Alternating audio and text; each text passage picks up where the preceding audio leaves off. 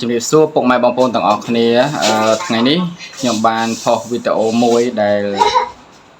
កាត់ពីថ្ងៃមិញថតថ្ងៃមិញទៅលេងផ្ទះមីងទៅលេងផ្ទះមីងប៉ុន្តែឃើញថាបងប្អូននៅជុំគ្នាល្អហើយក៏ឃើញ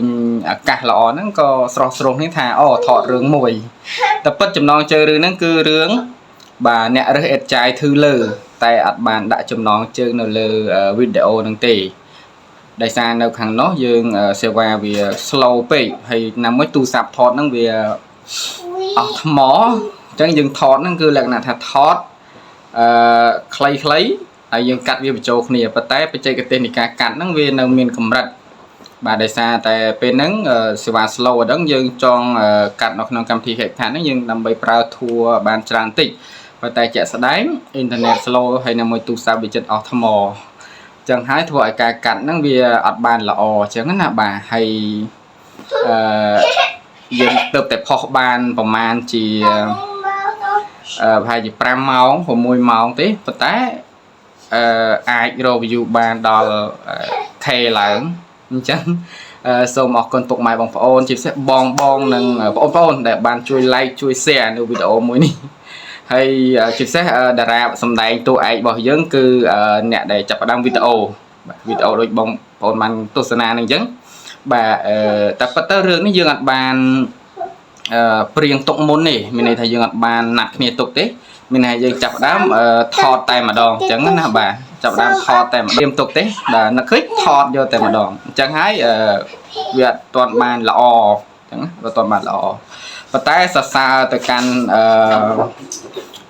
អ្នកសម្ដែងចូលតួហើយមួយទៀត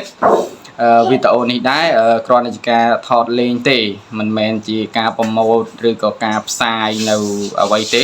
បាទយើងគ្រាន់តែជាការថតលេងបែបលក្ខណៈគ្រួសារប៉ុណ្ណេះឯងបាទហើយលើលុះខ្វះខាតយ៉ាងណាសូមបងក៏ដូចជាលោកអ៊ំលោកពូអ្នកមីងទាំងអស់ដែលបានទស្សនាវីដេអូនឹងហើយក៏សូមខន្តីអធ្យាស្រ័យហើយវីដេអូនេះគ្រាន់តែជាការសប្បាយប៉ុណ្ណេះថតលេងតិចតួចទេណាសូមពុកម៉ែបងប្អូនកុំមានការអន់សពុនចិត្តបាទហើយបើសិនជាមានការ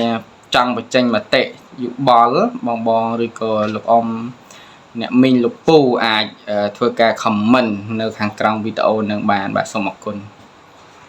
នេះទេនោះអូកូនចៅឡូយកបងទីបងនៅភូមិនេះស្អីគេកន្លែងពណ៌ជើងនេះពងទៅវក់បងណា